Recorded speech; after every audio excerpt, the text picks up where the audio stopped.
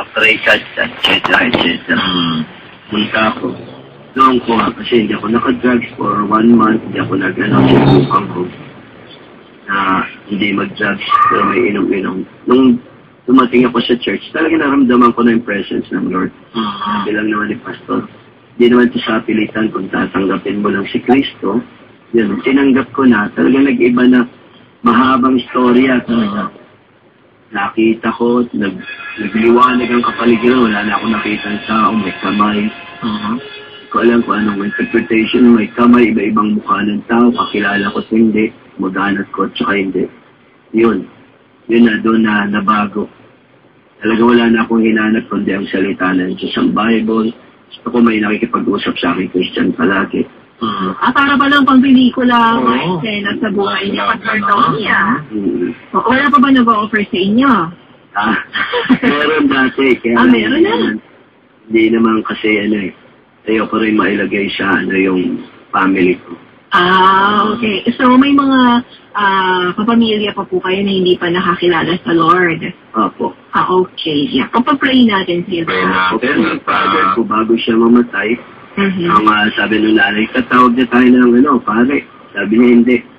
Yung pastor, may Pastor Tony, tawagin mo. Wow. Makipag-usap ako, makipag-debate. Nakipag-usap na siya.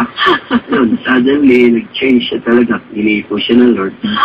Yun, kinilala niya, tinanggap niya ang Panginoong Jesus.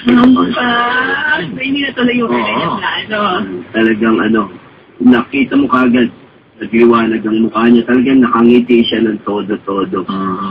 Talagang tuwan-tuwa pati nanay ko. Ang pelikula talaga yung eksena sa buhay ni Pastor, nakaka-encourage. Ito pa isa na, hindi ko naman alam kung challenging na tanong ito o eksena din sa buhay niyo. Pero paano magtanong? Nabalitaan ko kasi na kayo ay single pa raw, Pastor. Oo. Single pa ako.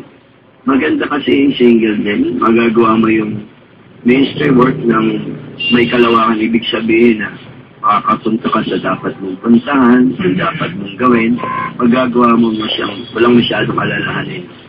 Pero wala po bang nang-aalas ka sa inyo, wala nagpaparinig, na maganda kung meron kayong kaagapay, may tutulong sa inyo. Napakarami.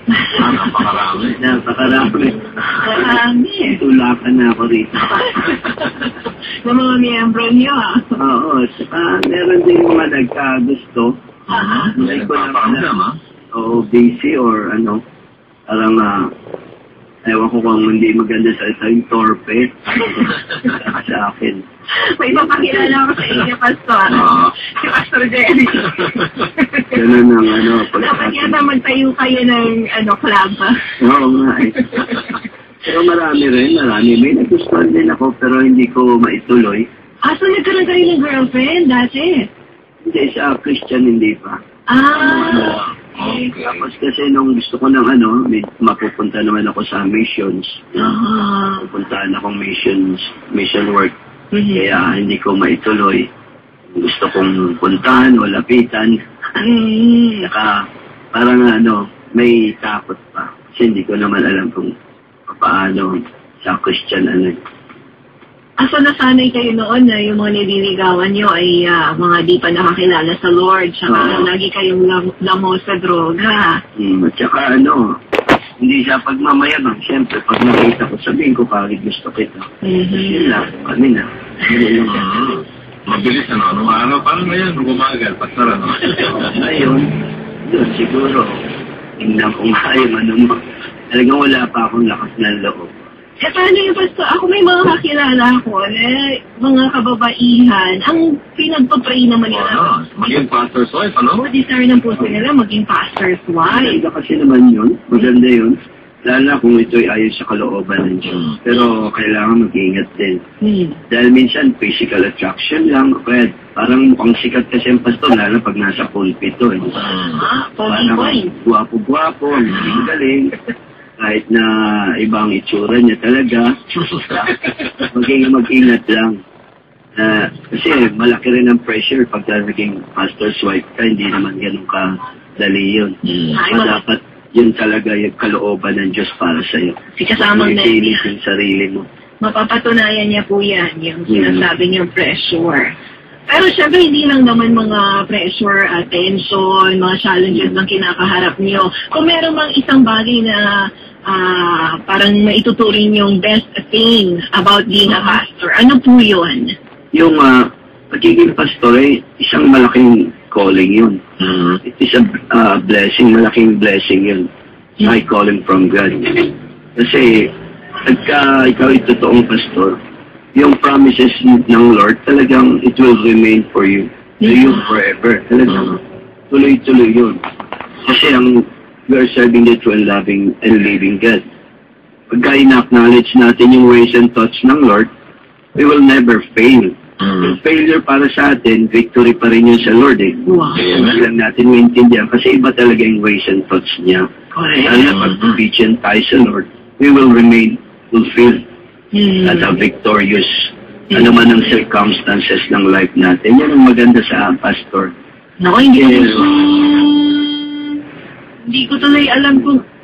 Ayun. Ang ganda kasi na sinabi niyo kanina, Pastor, na kahit na yung failures natin ay victory pa rin yun sa Lord. So, hindi ko alam kung pwede ko pang itanong itong next question natin. Kung meron ba kayong tinuturing na hindi masyado nagugustuhan naman pagdating sa pagiging isang pastor?